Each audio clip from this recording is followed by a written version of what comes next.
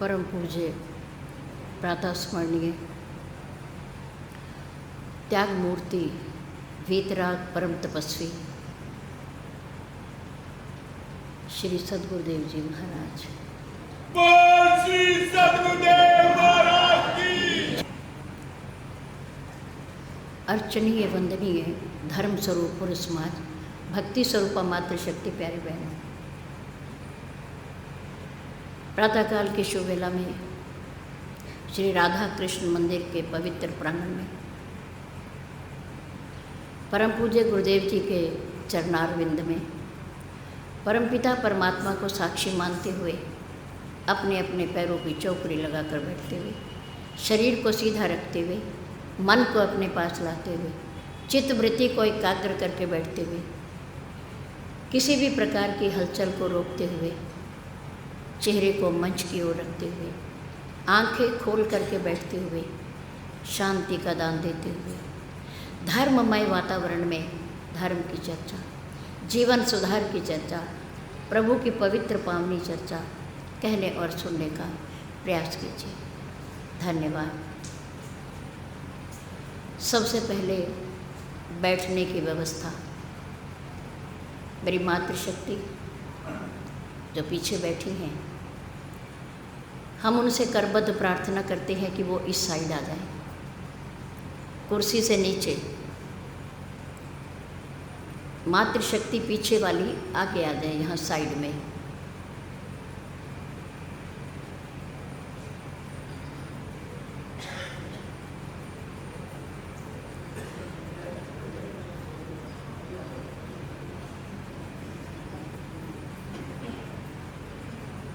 छोड़ा जाता है, दाएं या बाएं नहीं छोड़ा जाता। इससे कथा में विघन आता है, रुकावट आती है और जिसके सामने से निकल कर के समाज आता है उसकी शांति भंग होती है, चित्त वृत्ति उखड़ जाती है। इसलिए सबसे पहले दाएं बाएं को छोड़ते हुए सामने का स्थान भर लेना चाहिए।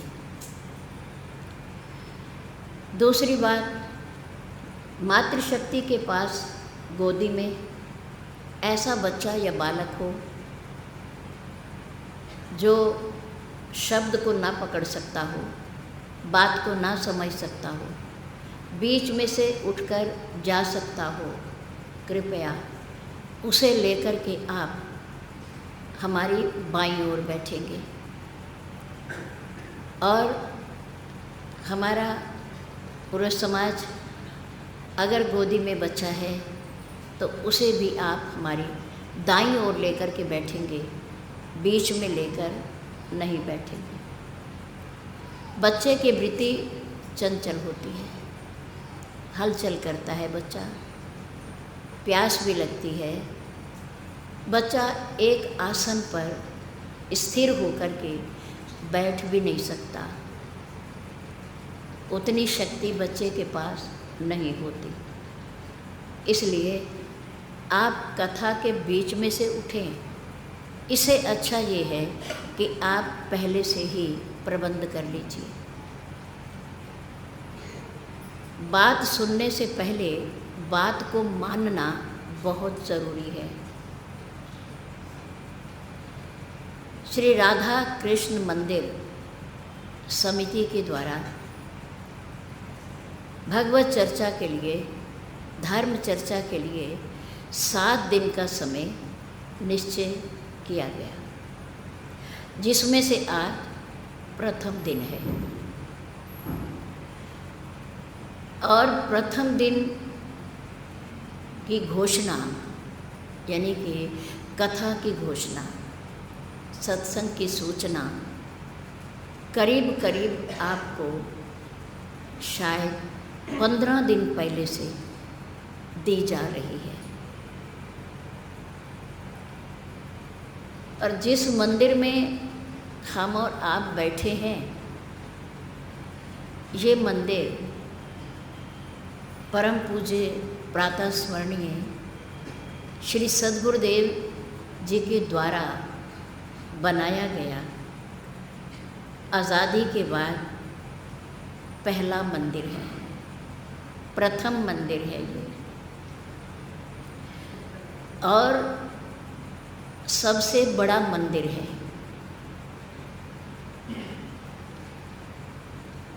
70 साल के बाद आप लोगों ने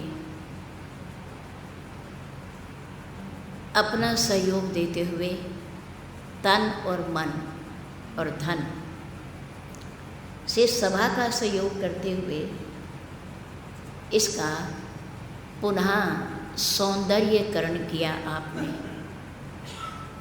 और इसे विशाल भी किया है, बड़ा भी किया है आपने। और श्री मंदिर जी का सौंदर्य भी आपने बढ़ाया है, विस्तार भी किया है आपने। इसके लिए हम अपने यहाँ की सभा और सहयोगी सम्मानित सभी भाई बहनों का हम धन्यवाद करते हैं और आगे भी जहाँ कहीं आप कमी देखो आप उसे पूर्ण करने का प्रयास करते रहें। जिस प्रकार हमारे निवास स्थान, हमारे गृह, हमारे घर अगर पुराने हो जाते हैं, टूट जाते हैं और बहुत समय हो जाता है उन्हें देखते देखते और मन भर जाता है, तो हम उनका नवीनीकरण करते हैं। ऐसे ही ये हमारे मंदिर, हमारे तीर्थ हैं, हमारे भगवान के घर हैं और इनको भी समय समय पर देखते रहना चाहिए। इनका नवीनीकरण, इनका सौंदर्यीकरण करवाते रहना चाहिए।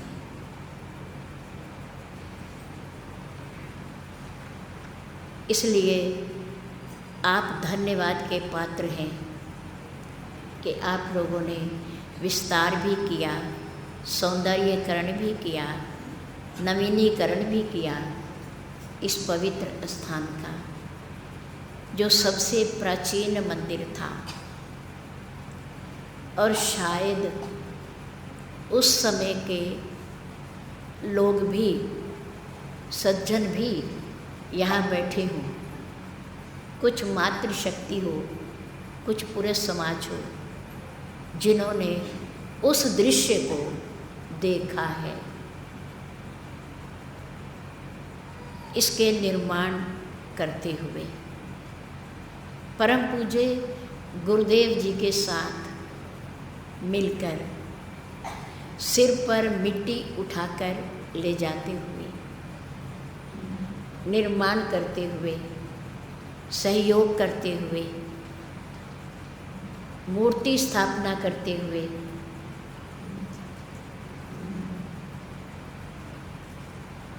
कितना आपका सहयोग रहा होगा और बच्चे बच्चे का रहा होगा।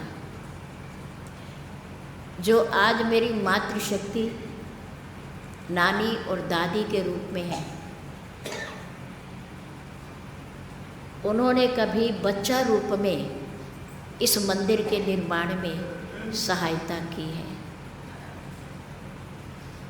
ये आप सबका है, आप सब के लिए है।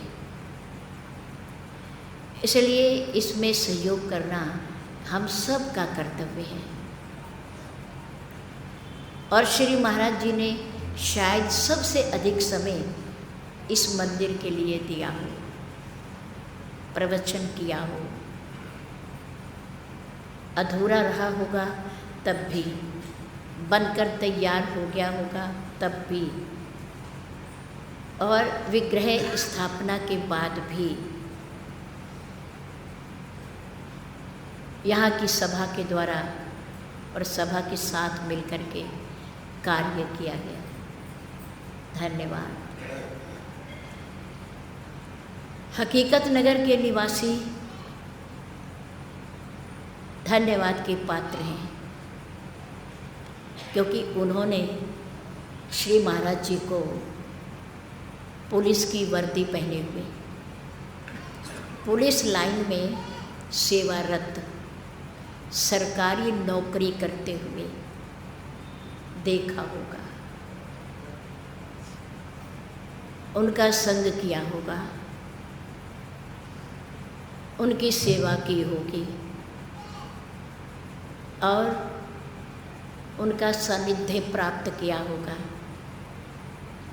उनसे इस प्रकार बातचीत की होगी जैसे एक बेटा अपने पिता से करता है, एक बेटी अपने पिता से करती है। क्योंकि हकीकत नगर वालों को बहुत साथ मिला श्री महाराज जी का। वो समय भी था जब शंख लेकर के बजाते हुए एक गली से दूसरी गली में चक्कर लगाया करते थे, हम सबको जागृत करने के लिए, उठाने के लिए कि उठो उठो प्रभु के प्यारों, प्रातः हो गया है, सुबह हो गई है, सूरज निकल आया है, बिस्तर छोड़ दो, भगवत भजन करो, सत्संग करो। इतना साथ या परिश्रम या तपस्या आपको शायद ही किसी और महापुरुष की प्राप्त हुई हो।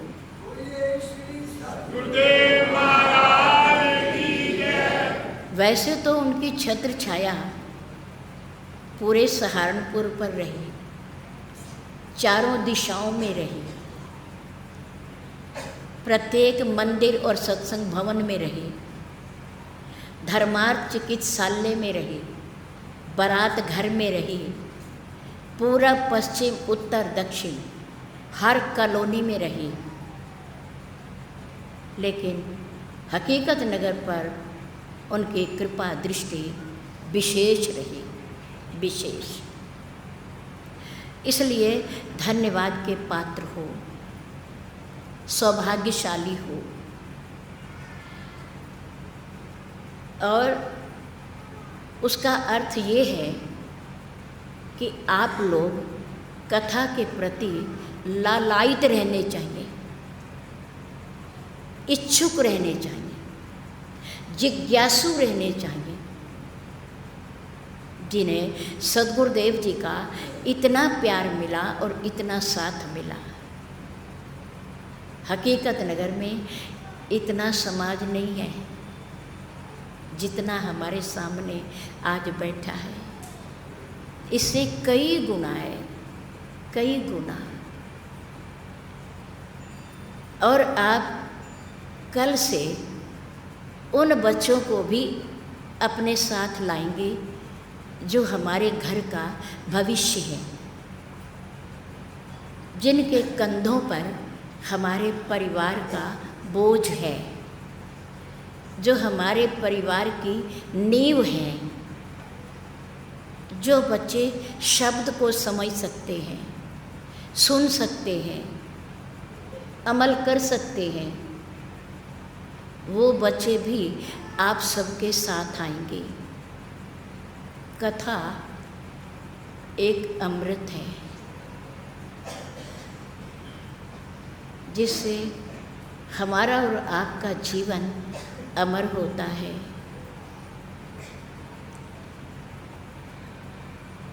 आपने महाराजा परीक्षित का नाम तो सुना ही होगा, और उन्होंने भगवत कथा सुनी शुकदेव महर्षि के द्वारा, और वो अमर हो गए। बहुत सारे महापुरुषों ने कथा सुनकर के ही अपने जीवन को बनाया है। कथा से जीवन बनता है, विचार सुधरते हैं, कर्म सुधरते हैं कथा के श्रवण से। इसलिए आप कल समय का पालन करते हुए, अनुशासन का पालन करते हुए, हमें अधिक समय इसमें व्यतीत ना करना पड़े, इसलिए आप ध्यान रखेंगे। आज प्रथम दिन के अवसर पर आपसे एक प्रार्थना, अगर हम वो कार्य कर रहे हैं तो अच्छी बात है, और नहीं कर रहे हैं तो आज से प्रारंभ कर दें करना।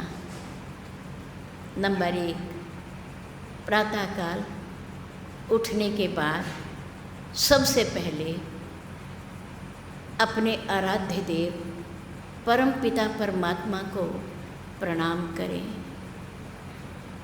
सबसे पहले मातृशक्ति हो, भाई हो, पितृशक्ति हो, बच्चे हो, कोई भी हो, सबसे पहले प्रातःकाल उठने के बाद किसका धन्यवाद करें? परमात्मा का। किसको प्रणाम करें? ईश्वर को, ईश्वरीय सत्ता को प्रणाम करें। क्यों?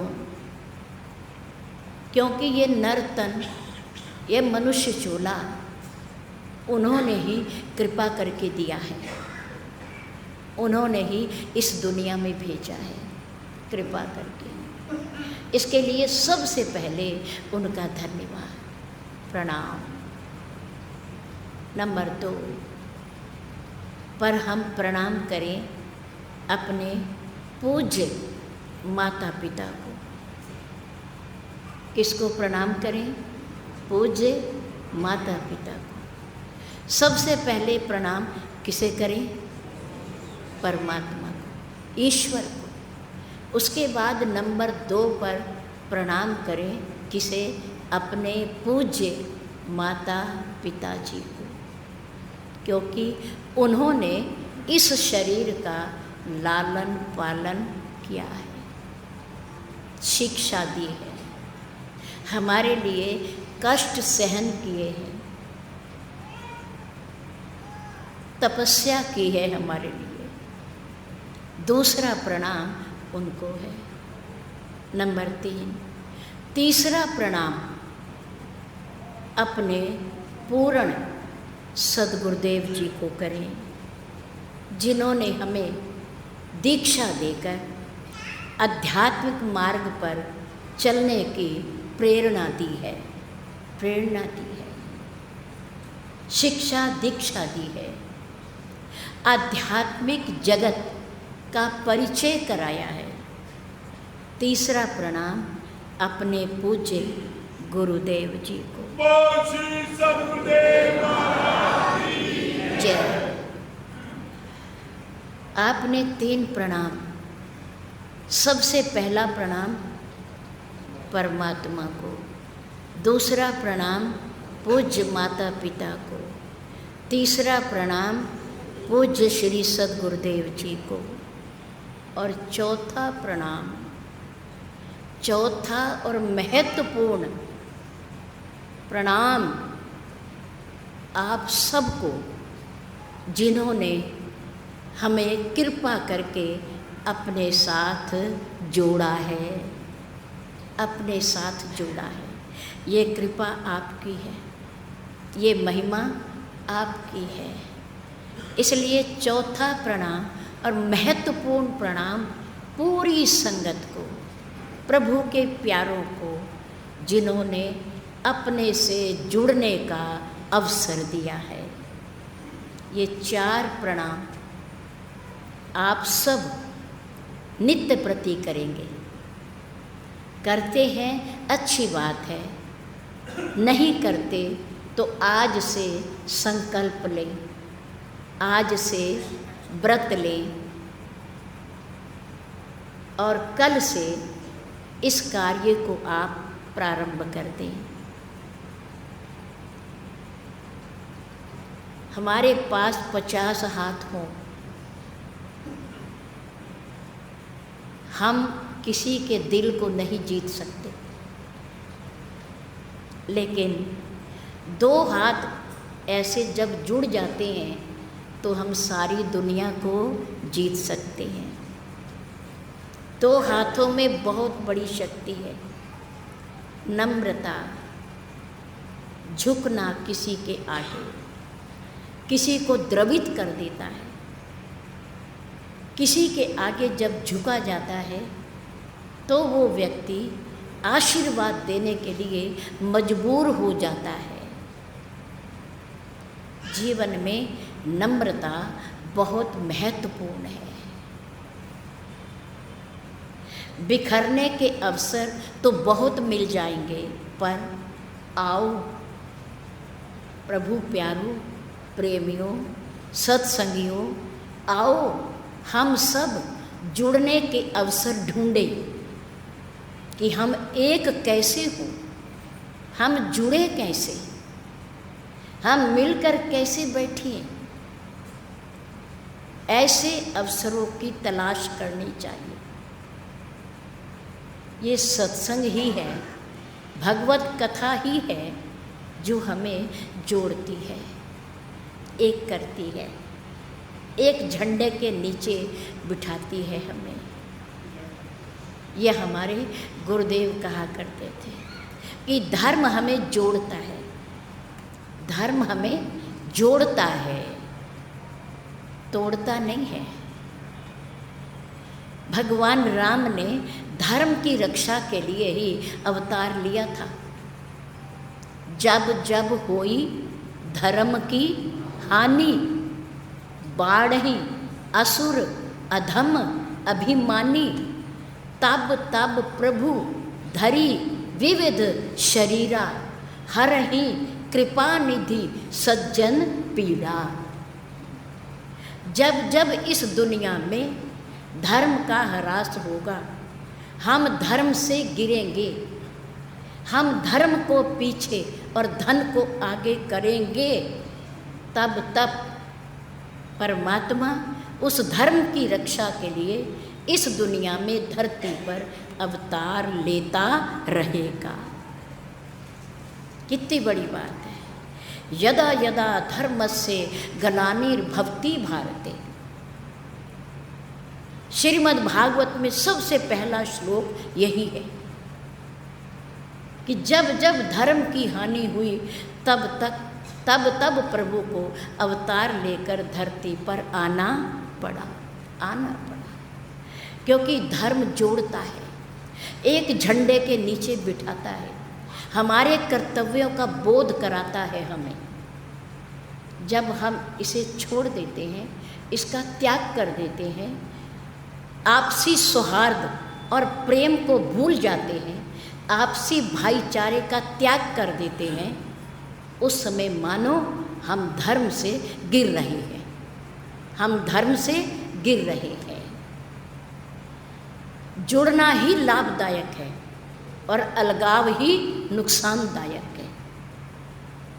प्रभु श्री राम ने जब अवतार लिया, उस समय समाज की यही व्यवस्था थी।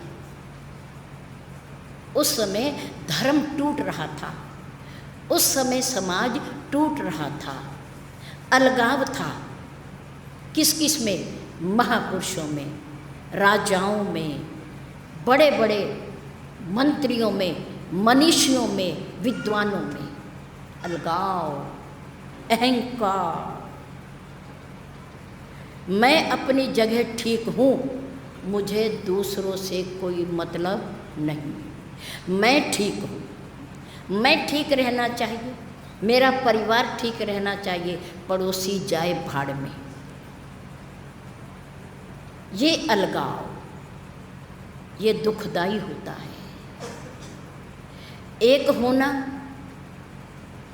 एक उंगली से किसी पर प्रहार करें तो चोट नहीं लगेगी, जब पांचों उंगलियों को मिला करके हम उसकी मुष्टिका बनाते हैं तो इसके प्रहार की चोट ज़रूर लगती है, ज़रूर लगती है। ये मुष्टिका कब बनी, मुट्ठी कब बनी? जब ये पांचों उंगलियां आपस में मिली, आपस में इकट्ठी हुई। अगर ये अलग अलग हो जाएं तो इनका इतना प्रहार जोरदार नहीं हो सकता। मिलने में ही भलाई है, जुड़ने में ही भलाई है। उस समय के राजा जिनकी चर्चा उस समय बहुत बड़े राजाओं में थी, नंबर 1 राजा दशरथ, नंबर 2 राजा जनक और 2 महापुरुष, नंबर 1 महर्षि वशिष्ठ, नंबर 2 महर्षि विश्वामित्र जी। 2 माने हुए महापुरुष, 2 माने हुए राजा। राजा दशरथ अवध के अयोध्या के राजा और महाराजा जनक जनकपुर के मिथिला के राजा। ये दोनों अलग अलग अपने अपने राज्य में अपनी अपनी सीमा तक, और 2 महापुरुष, एक महाराजा दशरथ के कुलगुरु और एक महर्षि विश्वामित्र अपनी प्रसिद्धि, अपने यश, अपनी कीर्ति को बढ़ाने में लगे हैं। लेकिन दुनिया कहाँ जा रही है, समाज कहाँ जा रहा है, इसका इन्हें कोई ध्यान या ख्याल नहीं है। और उधर बैठा है लंका में राजा रावण, पाताल में रहने वाले अहिरावण, जगह जगह पर छावनियां बनाकर बैठे हुए खर और दूषण, और उसके अन्य परिवार के सदस्य बढ़ रहे हैं और धीरे धीरे इन राजाओं की तरफ भी आ रहे हैं। भगवान का सिंहासन हिला। देवी देवताओं ने प्रार्थना की, प्रभु कृपा करो।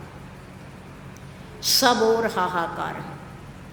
विद्वान तो हैं, महापुरुष तो हैं, राज अधिराज तो हैं, पर वो सब स्वार्थ में अपने अपने लिए जी रहे हैं, अपने अपने लिए। समाज को कोई नहीं देख रहा। ये कब तक होता रहेगा, कब तक होता रहेगा? प्रार्थना की गई, सबने मिल करके की। ब्रह्मा विष्णु महेश, धरती माता, 33 करोड़ देवी देवता, स्वर्ग में बैठे राजा इंद्र भगवान से प्रार्थना कर रहे हैं। परमात्मा ने प्रार्थना को सुना, खुश हुए, कहा आऊँगा, मैं आऊँगा, ज़रूर आऊँगा। धर्म की रक्षा के लिए मैं ज़रूर आऊँगा। भगवान राम समय पाकर के राजा दशरथ के यहाँ 4 पुत्रों के रूप में प्रकट हुए, 4 पुत्रों के रूप में प्रकट हुए। भगवान राम पर ब्रह्म का अवतार, भरत भगवान विष्णु का अवतार और लक्ष्मण जी शेषा अवतार और शत्रुघ्न जी ब्रह्मा जी का अवतार। 4 रूपों में प्रकट हुए और 33 करोड़ देवी देवता उनके सहयोग के लिए क्या बन करके आए? बानर बन करके आए, बानर बन करके। महर्षि विश्वामित्र यज्ञ करते हैं। उनका कार्य केवल यज्ञ और हवन करना है,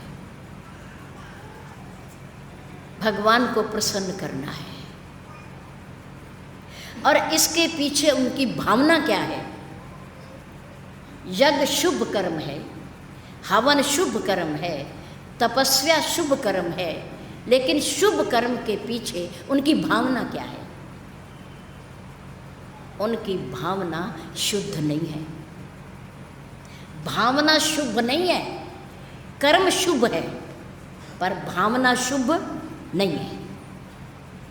कर्म शुभ है, यज्ञ करते हैं, हवन करते हैं, तप करते हैं, लेकिन भावना शुद्ध नहीं है। भावना में द्वेष है, ईर्ष्या है। किससे? महर्षि वशिष्ठ से। राजा दशरथ के कुल गुरु से, कि लोग उन्हें ब्रह्म ऋषि कहकर पुकारते हैं। ब्रह्म ऋषि, मेरे में क्या कमी है? मेरे तप में कमी है, मेरे यज्ञ में कमी है, मेरे शुभ कर्म में कमी है। ब्रह्म ऋषि मैं क्यों नहीं? वशिष्ठ ही क्यों ब्रह्म ऋषि? ईर्ष्या, द्वेष। ईर्ष्या और द्वेष को लेकर के जो कर्म किया जाता है, भले ही वो शुभ हो, वो पवित्र हो, परमात्मा उसे कभी पूर्ण नहीं होने देते। नहीं हो सकता। शुभ कर्म करें निर्मल हृदय से, शुद्ध मन से, विचार भी शुद्ध हो, हृदय भी शुद्ध हो, तो वो कर्म भी शुद्ध होता है। हृदय में भावना है द्वेष की, ईर्ष्या की, महर्षि वशिष्ठ से, इसलिए वो कभी उनके क्षेत्र में जाते भी नहीं, उनसे कभी मिलते भी नहीं। राजा दशरथ कभी जनक राजा से नहीं मिलते, और जनक राजा ज्ञानी होते हुए भी, विदेह राज होते हुए भी कभी राजा दशरथ से मिलते नहीं। ना दोनों महापुरुष मिलते हैं और ना कभी दोनों राजा मिलते हैं। अपने अपने क्षेत्र में क्रियाशील है, क्रियाशील। भगवान राम ने अवतार लिया सबको जोड़ने के लिए, सबको जोड़ने के लिए। विश्वामित्र यज्ञ करते हैं, राक्षस उसे विध्वंस कर देते हैं, रक्त डाल देते हैं, हड्डियां डाल देते हैं, मदिरा डाल देते हैं, मांस डाल देते हैं, अपवित्र कर देते हैं। महर्षि विश्वामित्र करते करते यज्ञ खड़े हो जाते हैं, अपनी झोपड़ी में जा बैठते हैं, विचार करते हैं, क्या मेरे साथ ऐसा ही होता रहेगा? क्या मेरा यज्ञ कभी सफल होगा ही नहीं? आखिर क्या कारण है? क्या कारण है? विचार तो रोज करते थे, सोचते रोज थे, लेकिन आज उन्होंने कुछ गहराई से सोचा, हृदय से सोचा, विचार किया। विश्वामित्र महामुनि ज्ञानी, महामुनि है और ज्ञानी भी है, तपस्वी भी है, कर्मकांडी भी है, बहुत सारे गुण हैं, लेकिन उनके सारे गुणों को एक ईर्ष्या ने छिपा दिया है, ढक दिया है। विश्वामित्र महामुनि ज्ञानी, बसाई विपिन शुभ आश्रम जानी, गादी तने मन चिंता व्यापी, हरि बिन मरहिन निश्चर पापी। तब मुनि बर्मन कीन विचारा, विचार किया। विचार रोज करते थे, लेकिन उस दिन कुछ गहरा विचार किया, हृदय के अंदर उतर गए, अंतर्मुख हो गए। और अंतर्मुख जब हुए तो अंदर बैठे हुए परमात्मा ने उनके अंदर प्रेरणा की। तम मुनि बर्मन किन विचारा, प्रभु अवतर्यो हरण मही भारा। अंदर प्रेरणा हुई, विश्वामित्र यज्ञ पूर्ण करना चाहते हो, सफल करना चाहते हो, निश्चिंत होना चाहते हो, हाँ, तो मेरे बिना तुम्हारा यज्ञ कभी पूर्ण नहीं होगा, नहीं होगा। तो प्रभु आप कहाँ हो फिर? आप कहाँ हो? प्रभु ने कहा, देख, अंतर्दृष्टि से देखो, अंतर्मुख होकर के देखो, मैं वहाँ हूँ, वहाँ हूँ जहाँ तुम्हारा शत्रु, जिससे तुम द्वेष करते हो, ईर्ष्या करते हो, मैं ऋषि वशिष्ठ जिस क्षेत्र में रहता है, जिनका कुल गुरु है, मैं उनके क्षेत्र में अवतार लेकर आ गया हूँ, आ गया हूँ। तुम यज्ञ करना पूर्ण करना चाहते हो तो तुम्हें मेरे पास आना पड़ेगा, ईर्ष्या को हटाना पड़ेगा, द्वेष को हटाना पड़ेगा, निर्मल हृदय करके तुम्हें अयोध्या में आना पड़ेगा। जय श्री राम, जय श्री राम, जय श्री राम। विश्वामित्र ने जब अंदर की प्रेरणा को सुना, अंतर्दृष्टि से अंतर्मुख होकर के देखा कि ईश्वर भगवान मुझे बुला रहे हैं और वहाँ बैठे हैं जहाँ मैं ऋषि वशिष्ठ रहते हैं। मैं जाऊँगा, मैं ज़रूर जाऊँगा, मैं उन्हें लेकर के आऊँगा अपने यज्ञ की सफलता के लिए। उन्होंने विचार किया हृदय में, परमात्मा के आते ही, हृदय के अंदर परमात्मा के आते ही, उनकी प्रेरणा होते ही विश्वामित्र जी का हृदय शुद्ध हो गया, पवित्र हो गया, ईर्ष्या रहित हो गया कि जहाँ परमात्मा है वहाँ ईर्ष्या हो ही नहीं सकती, वहाँ द्वेष हो ही नहीं सकता। द्वेष का अर्थ है दो, द्वेष का अर्थ है दो, दो का अर्थ है मेरा और तेरा, मेरा और तेरा। और परमात्मा के पास तो तेरा और मेरा है ही नहीं, है ही नहीं। उसके तो सब अपने हैं, सब अपने हैं और कोई भी अपना नहीं, कोई भी अपना नहीं, उसके लिए सब अपने हैं। विश्वामित्र जी ने कहा, यज्ञ के बहाने, यज्ञ की पूर्णता के बहाने, प्रभु की प्रेरणा से मैं उन्हें मिलने ज़रूर जाऊँगा। इसी बहाने यही मिस देखूँ, प्रभु पद जाई करी बिनती आनव दो भाई। ज्ञान विराग, वो दो भाई, दोनों भाई जिनको मैं अपने साथ लाऊंगा, वो केवल दो भाई ही नहीं है, वो मनुष्य रूप ही नहीं है, वो केवल राजा के बेटे ही नहीं हैं। आज वो मेरे लिए ज्ञान और भक्ति की मूर्ति है, ज्ञान और विराग की प्रतिमूर्ति है। वो मानो मैं अपने साथ ज्ञान और वैराग को लेकर आऊँगा। ज्ञान और वैराग, ज्ञान में द्वैत नहीं होता, द्वेष नहीं होता।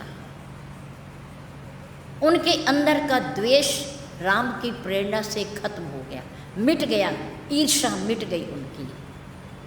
और वो कहने लगे, यही मिस देखो प्रभु पद जाई करी बिनती आनव दो भाई। ज्ञान विराग सकल गुण ऐना, सो प्रभु मैं देखब भरी नैना। नेत्र भर करके मैं उनके आज दर्शन करूँगा। ऐसा विचार जब पैदा हुआ तो यही विधि करत मनोरथ, जात लागी नहीं बार, करी मज्जन सरयू सलिल, गए भूप दरबार। अपनी तपा स्थली से पैदल चले, उनके पास कोई वाहन नहीं था क्योंकि तपस्वी पैदल चले मेरठ की धरती से और वहाँ अयोध्या पहुँचे। रास्ते में पैदल चलने से थकावट हुई, उसे सरयू जी के पवित्र जल में स्नान करके उसे दूर किया और फिर बिना सूचना दिए राजा के दरबार में जा पहुँचे। दूतों ने समाचार दिया महर्षि विश्वामित्र आए हैं। राजा दशरथ घबरा गए, क्योंकि कभी आए नहीं, कभी मिले नहीं, कभी आने की सूचना नहीं दी, और आज भी बिना सूचना आ गए, बिना सूचना आ गए। घबरा गए राजा। विप्र मंडली को साथ लेकर के उनके स्वागत के लिए गए, कहीं नाराज ना हो जाए। प्रणाम किया जाते ही और चरण पखार किन अति पूजा, उनके चरणों को धोया, चरणामत लिया और कहा मुनिवर, आज के आपके चरणों का प्रक्षालन करते हुए, चरणामत लेते हुए आज मैं ऐसा अनुभव कर रहा हूँ कि दुनिया में आज मेरे जैसा कोई और धन्य नहीं है, बड़भागी नहीं है। मौसम आज धन्य नहीं दूजा। फिर क्या किया, आसन पर बिठाया। ये परंपरा है। महापुरुष आए, गुरुदेव आए तो उन्हें चरणों का उनका प्रक्षालन करें, इससे उनके रास्ते की थकान दूर हो जाती है। और फिर उन्हें ला करके आसन पर बिठाएं। आसन पर बिठाने के बाद उन्हें जलपान कराएं। जलपान कराने के बाद उन्हें भोजन कराएं, प्यार के सहित उनको भोजन करवाएं। राजा दक्ष ने परंपरागत सनातन धर्म की परंपरा के अनुसार महापुरुषों के श्री चरणों का प्रक्षालन किया, चरणामत लिया, फिर उन्हें लाकर आसन पर बिठाया, जलपान कराया। गोस्वामी तुलसीदास जी ने लिखा कि राजा दशरथ ने विविध भांति भोजन करवावा, कई प्रकार से, कई प्रकार का भोजन, 56 प्रकार का होता है ना भोजन, भोग लगाते हैं हम और आप लोग अपने घरों में। तो वो तो महाराजा हैं, राज अधिराज हैं, उनके यहाँ तो कोई कमी नहीं हो सकती। विविध भांति भोजन करवावा। और विश्वामित्र जी ने उस प्रेम सहित कराए गए भोजन से आनंद की प्राप्ति की, आनंद की प्राप्ति। और जब वो संतुष्ट होकर के बैठ गए तो राजा दशरथ ने सोचा, अचानक आ गए, बिना निमंत्रण के आ गए, बिना सूचना दिए आ गए, तो इन महापुरुषों का आशीर्वाद ज़रूर ले लेना चाहिए। अपने बच्चों को भी, परिवार को भी बुला करके उनसे आशीर्वाद दिलवाना चाहिए। तो महाराजा दशरथ ने अपने चारों पुत्रों को, श्री राम, भरत, लक्ष्मण, शत्रुघ्न, चारों को बुला करके, ये हमें भी शिक्षा मिलती है कि हमारे घर में कोई बड़ा आए, पूज्य आए, कोई वृद्ध आए, महापुरुष आए, सद्गुरुदेव आए, तो हम भी क्या करें, ये परंपरा है, हमें भी ऐसा करना चाहिए। संतुष्ट करने के बाद, सेवा करने के बाद, भोजन करवाने के बाद अपने परिवार वालों को प्रणाम करवाना चाहिए। प्रणाम क्या होगा, प्रणाम से क्या होगा, वो क्या देंगे, आशीर्वाद देंगे। आशीर्वाद, चिरंजीवी भव, यशस्वी भव, दीर्घ आयु भव, पराक्रमी भव, कुछ ना कुछ तो ज़रूर देंगे। ये उनके पास है, कुछ ना कुछ ज़रूर मिलेगा। तो राजा दशरथ ने महल से चारों पुत्रों को बुलवाया और कहा, प्रणाम करो, प्रणाम करो। चारों भाइयों ने महर्षि विश्वामित्र जी के श्री चरणों में मस्तक झुका करके क्या किया? प्रणाम किया, प्रणाम किया। मुनि चरणन, दोनों चरणों में, एक में नहीं। प्रणाम कैसे होता है? घुटने पे नहीं होता, एक हाथ से नहीं होता, एक पैर पे नहीं होता। कैसे होता है? दोनों हाथों से और दोनों श्री चरणों में प्रणाम होता है।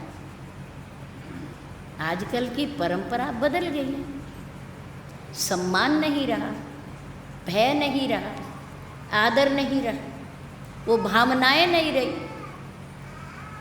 दूर से ही ऐसे कर दिया, प्रणाम हो गया। घुटने पे हाथ लगा दिया, प्रणाम हो गया। एक पैर पे उंगली लगा दी, प्रणाम हो गया। ये प्रणाम थोड़ी है। प्रणाम तो हमारे शास्त्रों में लिखा है, हमारी सनातन परंपरा है ये कि प्रणाम कैसे करना चाहिए। माता पिता को भी झुक के करो, दोनों पैरों को, दोनों श्री चरणों को हाथ लगाओ। इन्हीं का प्रताप है आज हम इतने बड़े हुए, सारे सुख दिए हमें, इन्हीं चरणों का प्रताप है। तो मुनि चरणन मेले सुतचारी, मेले में ना लिपटा दिए, गिरो गिरो इनके चरणों पे, कुछ मिलेगा, कुछ मिलेगा। मुनि चरणन मेले सुतचारी, राम देख मुनि बिरती बिसारी। प्रणाम कितने कर रहे हैं?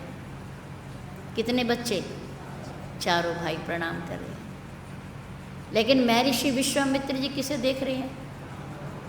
केवल क्योंकि उनका निशाना राम है, उनका निशाना राम है। राम देख मुनि बिरती बिसारी, राम को देखते ही इतने आकर्षित हुए, इतने मोहित हुए कि उन्हें ये भूल गया कि मैं क्यों आया था, मैं क्या करने आया था। भय मगन मगन हो गए, देखत मुख शोभा। भय मगन देखत मुख शोभा, जनु चकोर पूर्ण शशि लोभा। मानो पूर्ण चंद्रमा को चकोर देखकर जैसे तृप्त हो जाता है, प्रसन्न हो जाता है, गदगद हो जाता है, ऐसे ही आज महर्षि विश्वामित्र जी भगवान राम के मुख की शोभा को देख करके आनंदित हो गए। जय श्री राम, जय श्री राम, जय। आनंदित हो गए, मगन हो गए, तृप्त हो गए। मेरे राम का मुखड़ा, मेरे राम का सौंदर्य ऐसा है जिसे देख करके ज्ञानी भी भ्रमित होता है, भक्त भी मोहित होता है और कर्मकांडी भी आनंदित होता है। जिसे देखकर चारों अपने आप को भूल जाते हैं। राजा दशरथ जनक भी भूल गए थे अपने आप को, अपने ज्ञान को भूल गए कि मैं ज्ञानी हूँ, मैं ये क्या कर रहा हूँ। मैं तो निराकार परमात्मा की उपासना करता हूँ, निर्गुण ब्रह्म को मानता हूँ, जिसका कभी अवतार नहीं होता, जिसका कोई आकार नहीं है। पर ये आकार वाला मेरे सामने कौन आ गया है जिसको देखकर मेरा मन मेरे हाथ से निकला जा रहा है, निकला जा रहा है। आज कर्मकांडी विश्वामित्र भी प्रभु राम के मुखड़े को देखकर इतने आनंदित हैं, इतने मगन हैं कि अपनी सुध बुध ही भूल गए। वृत्ति विसारी कि मैं कौन हूँ, मैं कहाँ बैठा हूँ, मैं कहाँ से आया हूँ, मैं क्या करने आया हूँ, सब भूल गए। राजा दशरथ ने देखा कि विश्वामित्र जैसा महामुनि तपस्वी मेरे बेटे राम को देखकर इतना आनंदित, इतना आनंदित, प्रसन्न हो रहे हैं कि मैं कितना भाग्यशाली हूँ जिसके घर में ऐसा पुत्र आया, ऐसा पुत्र आया। मेरे भाग्य कितने बड़े हैं। प्रसन्न हो रहे हैं, अपने भाग्य की सराहना कर रहे हैं राजा दशरथ। उन्होंने पूछा, अधिक देर नहीं करनी चाहिए, पूछ लेना चाहिए कि आज आप अचानक आए कैसे, आए कैसे। राजा दशरथ ने उनकी वृत्ति को भंग करना चाहा, उनके ध्यान को मोड़ना चाहा, राम से हटाना चाहा और कहा कि यही कारण आगमन तुम्हारा मुनिवर। मैं हाथ जोड़ करके आपने श्री चरणों में खड़ा हूँ और पूछ रहा हूँ कि आज अचानक आपका शुभ आगमन कैसे हो गया, मेरे भाग्य कैसे जाग गए, आपके अचानक दर्शन कैसे हो गए। आपके आने का कोई कारण हो तो कृपा करके बताइए। कही कारण आगमन तुम्हारा, कहा हूँ सो करत न लावहु बारा। आप कहिए, आप कैसे आए, क्यों आए, आपकी कोई भावना, कोई कामना, आप बताइए। अब महर्षि विश्वामित्र प्रसन्न हो गए और कहने लगे, देखो राजन, आज मैं तुम्हारे से कुछ मांगने आया हूँ। आज मैं दाता नहीं, आज मैं भिखारी बन के आया हूँ तुम्हारे दरबार में। असुर समूह सतावहि मोही, मैं याचन आयऊं नृप तो ही। मैं आज आपसे कुछ याचना करने आया हूँ, कुछ मांगने आया हूँ। राजा दशरथ सोचने लगे, आखिर क्या मांगेंगे ये, क्या मांगेंगे। इतना बड़ा महापुरुष, ज्ञानी और तपस्वी क्या मांगेगा। तभी महर्षि विश्वामित्र ने कहा कि अनुज समेत देहु रघुनाथा। कौन दो, अनुज। पहले किसका नाम लिया, अनुज। अनुज मीन लक्ष्मण, छोटा भाई। अनुज समेत देहु रघुनाथा। राम जी को बाद में मांगा, पहले किसे मांगा, लक्ष्मण, क्योंकि वो जानते हैं कि राजा दशरथ का राम जी से कितना प्रेम है, कितना प्यार है। और बल्कि प्यार ही नहीं, प्रेम ही नहीं, राजा दशरथ को तो राम से मोह है, मोह है। प्रेम वाला एक बार अपने प्रेमस्पद के दूर चले जाने पर जिंदा रह सकता है, अपने प्यारे से दूर चले जाने पर जिंदा रह सकता है, पर जिसके प्रति जिसका मोह होता है वो उसके बिना जिंदा नहीं रहता, मोह में जिंदा नहीं रहता। प्यार में जिंदा रह सकता है, प्रेम में जिंदा रह सकता है, पर मोह में जिंदा नहीं रह सकता। राजा दशरथ को मोह था, इसलिए राम के जाते ही उन्होंने प्राणों का त्याग कर दिया। लेकिन भरतलाल जी को राम से प्रेम था, भरतलाल जी को राम से प्रेम था, इसलिए दूर तो रहे, दूर तो रहे, पर उन्होंने प्राणों का त्याग नहीं किया। प्रेमी दो प्रकार से अपने प्रेमी से अलग रह सकता है। प्रेमी अपने प्रेमी से दो प्रकार से अलग रह सकता है।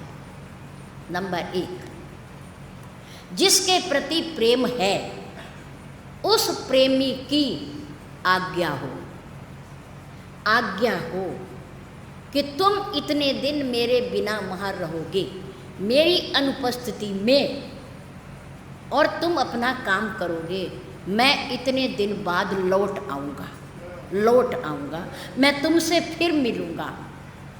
और नंबर दो, प्रेमी की प्रेमी अपने प्रेमी से प्रेम में कमी ना हो, अपने प्रेमी के प्रति उसके मन के अंदर जो प्रेम है उसमें कमी ना हो।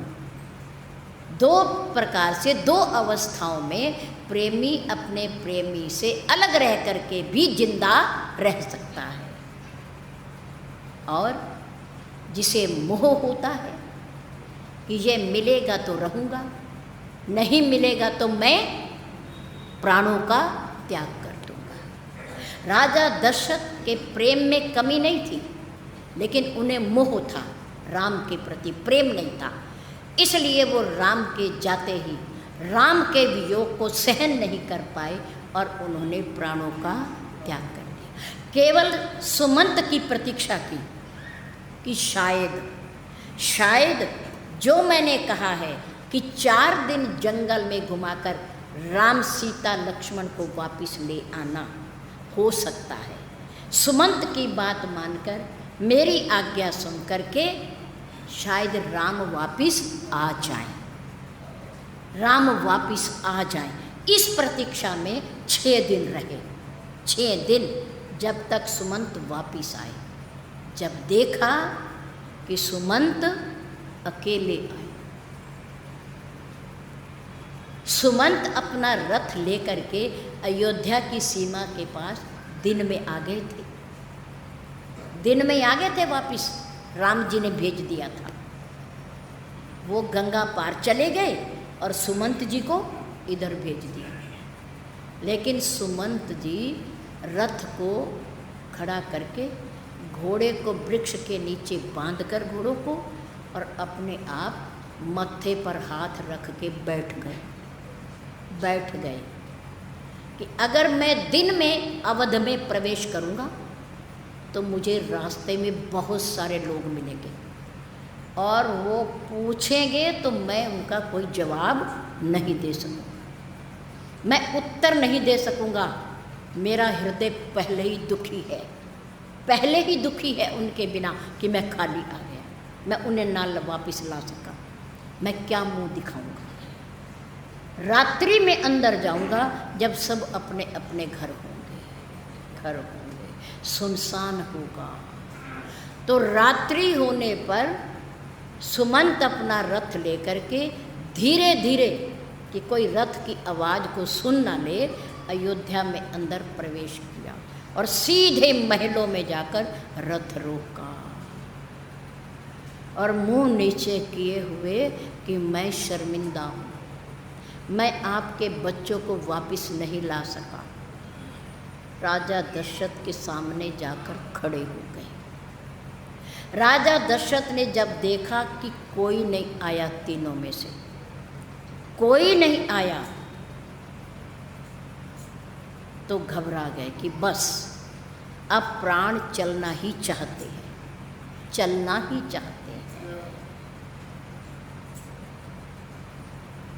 6 दिन हो गए थे राम को देखे हुए, 6 दिन। मरते समय राजा दशरथ ने 6 बार राम का नाम लिया। राम राम कही, राम कही, 6 बार राम कह के कि 6 दिन हो गए तुम दिखाई नहीं दिए मुझे, मेरे नेत्र आपको नहीं देख पाए, इसलिए 6 बार तुम्हें पुकार कर तुम्हारा नाम लेकर के मैं अपने प्राणों का त्याग कर रहा हूँ। उन्होंने अपने शरीर का त्याग कर दिया, क्योंकि दशरथ पिता हैं, राम उनके बेटे हैं, इसलिए बेटे होने के नाते वो उन्हें आज्ञा नहीं दे सकते थे कि आप मेरे आने तक रुके रहोगे, मैं बहुत जल्दी आ जाऊंगा, नहीं कह सकते थे। भरत को तो कहा, लेकिन राजा दशरथ को नहीं कहा, क्योंकि वो पिता है। बड़ों को आज्ञा दी नहीं जाती, उनसे आज्ञा ली जाती है, उनकी आज्ञा का पालन किया जाता है। इसलिए राम के बिना राजा दशरथ जिंदा नहीं रहे। महर्षि विश्वामित्र को पता है कि राम से दशरथ का अत्यधिक प्यार है, इसलिए उन्होंने पहले लक्ष्मण का नाम लिया और उसके बाद राम। अनुज समेत देहु रघुनाथा, निश्चर बध में होब सना था। मैं अपने यज्ञ को पूर्ण करना चाहता हूँ और वो इनके बिना होगा नहीं, मैं इन्हें आपसे लेने आया हूँ। जब ये राजा दशरथ ने सुना तो मानो उनके प्राण ही जाना चाहते हैं। क्योंकि राम ही उनके प्राण हैं, राम में ही उनके प्राण बसे हुए हैं और राम ही उनके प्राण हैं। इसलिए उन्होंने कहा, बड़ी सुंदर बात कही, जो हर बाप अपने, कोई भी ऐसा व्यक्ति हो जो प्यारे से प्यारे बेटे को मानता, मांग लेता हो, या वो उससे वियोग हो जाता हो, तो हर पिता जो कहता है वही बात राजा दशरथ ने कही कि चौथे पन पायों सुत चारी, विप्र वचन नहीं कहूँ बिचारी। कहाँ तो आज्ञा ले रहे थे कि कहो आप क्या चाहते हो, मैं पूरा करने में देर नहीं लगाऊंगा। अब उन्होंने मांगा है, आज्ञा की है, तो अब देने को तैयार भी नहीं। विप्र वचन नहीं कहूँ बिचारी, आपने विचार कर नहीं मांगा। आपको केवल मेरे 4 पुत्र ही दिखाई दिए और कुछ दिखाई नहीं दिया कि मेरे पास क्या क्या है। चलो गिनो, मैं गिनवाता हूँ। मेरे राज्य की सीमा बहुत बड़ी है, बहुत लंबा विस्तार है मेरे राज्य का। उसमें से जितनी भूमि कहोगे मैं आपको दे दूंगा। और चलो भूमि नहीं चाहते आप गद्दी पर आकर बैठ जाओ, मेरा राज्य ले लो, खजाना ले लो, जितना मेरे पास गोधन है वो सब ले जाओ, अपने आश्रम में रख लो, कोई परवाह नहीं मुझे। मांगो भूमि धेनु धन कोशा, सर्वस आज देहु सहरोचा। अगर ये नहीं चाहिए आपको तो चलो मेरे पुत्र ही क्यों, तो छोटे छोटे राजकुमार हैं, बचपना है उनका। मैं राजा हूँ ना, मैं शस्त्र विद्या जानता हूँ ना, मैं आपके साथ चलता हूँ। देह प्राण ते प्रिय कछु नाही, सो मैं देव निमिख एक माही। आप मुझे ले चलो, मेरे प्राण भी युद्ध करते हुए अगर चले जाएं, आपके यज्ञ की रक्षा में चले जाएं, तो मुझे चिंता नहीं है, मुझे कोई परवाह नहीं है। देह प्राण ते प्रिय कछु नाही, सो मैं देव निमिख एक माही। और सुनो, सब सुत प्रिय मोहि प्राण की नाई। चारों बच्चे मुझे प्राणों के समान प्यारे हैं, क्योंकि मैंने वृद्ध अवस्था में इनको प्राप्त किया है, इनका मुखड़ा देखने को मिला है मुझे।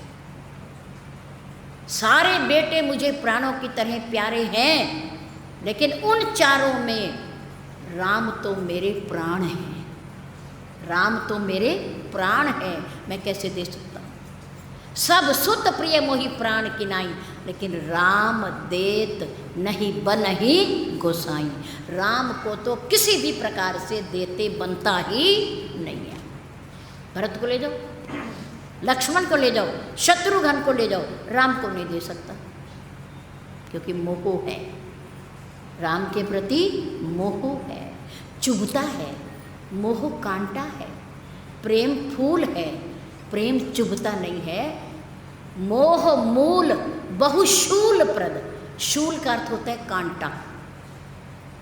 मोह की जड़ में कांटे लगते हैं जो चुभते रहते हैं, पीड़ा देते रहते हैं। घर का कोई सदस्य, परिवार का कोई सदस्य बीमार है, पीड़ा में है, आर्थिक तंगी है, दुख में है, वो दुखी तो है ही है, हम उसके साथ दुखी हो जाते हैं, हम उसके साथ बीमार हो जाते हैं, क्योंकि मोह है, चुभता रहता है, हमें भी बीमार कर देता है, हमें भी उदास कर देता है, जबकि हम ठीक हैं।